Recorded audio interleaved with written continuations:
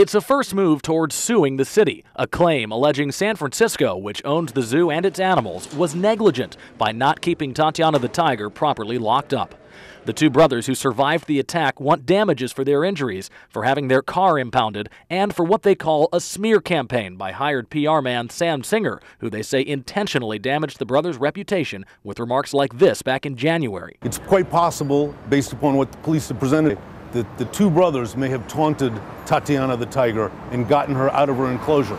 The claim is a formal first step, and right now the city could choose to pay the brothers a settlement before they actually sue. But a spokesman for the city attorney says they're not likely to settle. In fact, he says on some of the claims, he's not even sure the city's liable. There was the Zoological Society, and then there was also the city. So they are separate entities. And the Zoological Society, he says, may be the one that's ultimately responsible. As for holding the car in evidence, he says that call was made by a judge. And when it comes to the PR campaign, Mr. Singer was retained by the San Francisco Zoological Society, which is a private entity. I don't want to comment on the merit of those allegations. I'm not sure that they apply to the city. Do you think you slandered the two boys?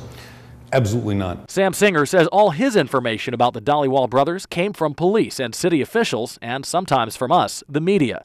He calls the allegations of slander a cheap defense tactic by a lawyer who's claimed high-profile defendants like Scott Peterson were innocent. Everybody knows that Scott Peterson was convicted of murder. So Mr. Garagos doesn't have a very good record when it comes to accuracy or information that he provides either juries or the media. The city has 45 days to pay the brothers or deny the claim, which would open the door to a lawsuit. In San Francisco, Jonathan Bloom, KRON 4 News.